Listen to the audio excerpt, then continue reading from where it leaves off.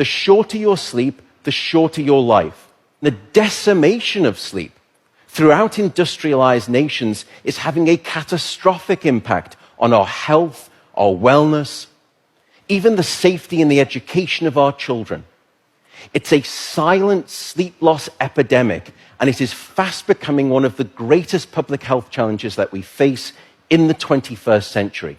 The disruption of deep sleep is an underappreciated factor that is contributing to cognitive decline or memory decline in aging, and most recently we've discovered in Alzheimer's disease as well. There's a structure that sits on the left and the right side of your brain called the hippocampus. It's very good at receiving new memory files and then holding on to them. Yet in those people who are sleep deprived, we actually couldn't find any significant signal whatsoever. Without sleep, the memory circuits of the brain essentially become waterlogged, as it were, and you can't absorb new memories.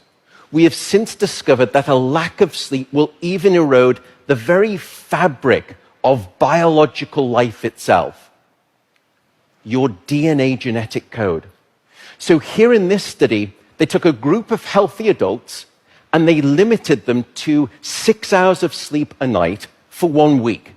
And then they measured the change in their gene activity profile relative to when those same individuals were getting a full 8 hours of sleep a night. And there were two critical findings. First, a sizable and significant 711 genes were distorted in their activity, caused by a lack of sleep. The second result was that about half of those genes were actually increased in their activity, genes associated with the promotion of tumors, genes associated with long-term chronic inflammation, and genes associated with stress, and as a consequence, cardiovascular disease.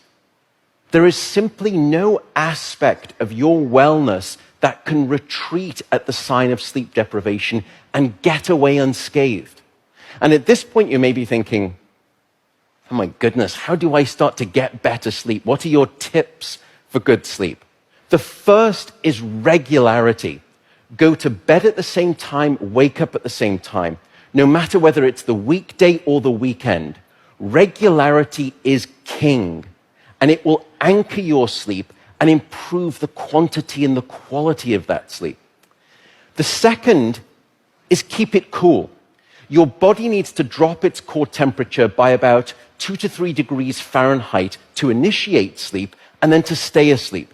And it's the reason you will always find it easier to fall asleep in a room that's too cold than too hot. So aim for a bedroom temperature of around 65 degrees or about 18 degrees Celsius. That's going to be optimal for the sleep of most people. Sleep, unfortunately, is not an optional lifestyle luxury. Sleep is a non-negotiable biological necessity. It is your life support system. And with that soapbox rant over, I will simply say good night, good luck, and above all, I do hope you sleep well.